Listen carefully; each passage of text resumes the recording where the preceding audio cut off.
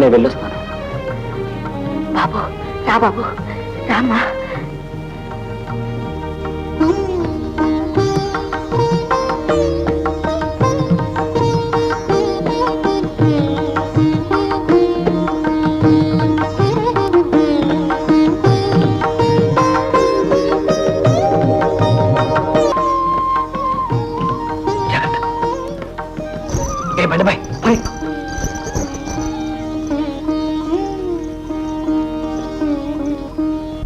ఎంత ధైర్యం! నేను బ్రతికుండగానే నా ఇంట్లో నాకు తెలియకుండా ఇంత పని చేయిస్తారా? ఏదైతే జరగకూడదనుకున్నానో, ఏదైతే నా పరువు ప్రతిష్టలను మంట కలిపే పని అనుకున్నానో అది నా మీద పంతం బట్టి చేయిస్తారా? దీనికంతటికీ కారణం నువ్వు.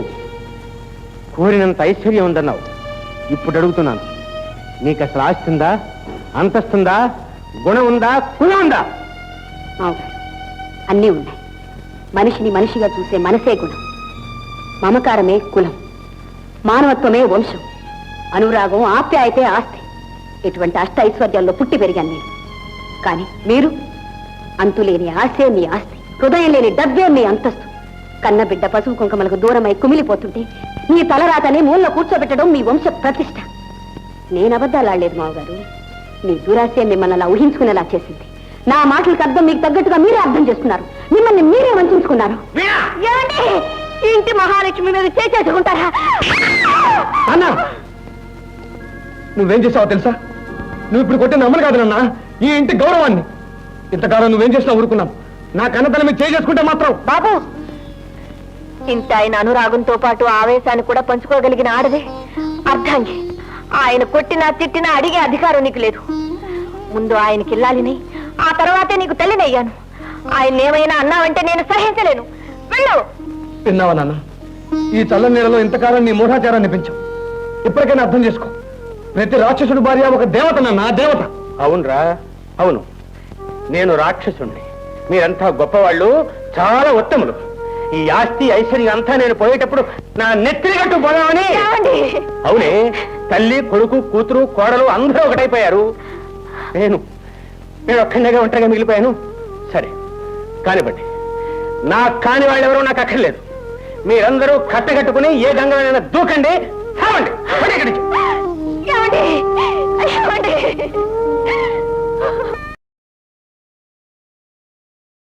ఏమండి, తొందరపడకండి. ఏదో పెద్దవాళ్ళు. అందుకునే వీణ, పెద్దవాళ్ళనే గౌరవం దక్కించడానికే, మా తండ్రి కొడుకుల మధ్య ఉన్న అనుబంధం తెగిపోకుండా మిగలటానికే వెళ్తున్నా. ఈ రోజు కాకపోయినా రేపైనా డ్యూటీలో జాయిన్ అవ్వాల్సిందే కదా. కొంతకాలం దూరంగా ఉంటే ఆయనే తెల్లబడతాడు.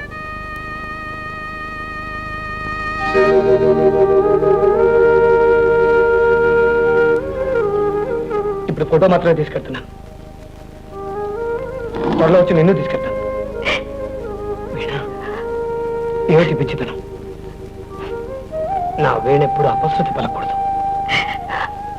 అపశృతి కాదండి, మీ వీణ ఎప్పుడు అనురాగాన్ని పలుకుతుంది. నాకు తెలుసు వీణ, ఆ రాగం కోసమే నిన్ను నా దానిగా చేసుకున్నాను. వేడుస్తాను.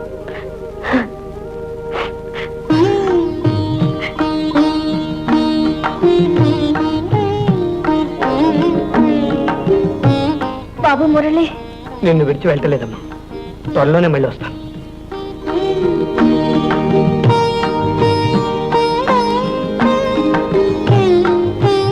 వీణా, వెళ్ళొస్తాను వీణా. ఏమండి, మీ రూపం నా కళ్ళల్లో, నా ప్రాణం మీ గుండెల్లో ఉంటుంది. మర్చిపోకండి. అలాగే వస్తాను.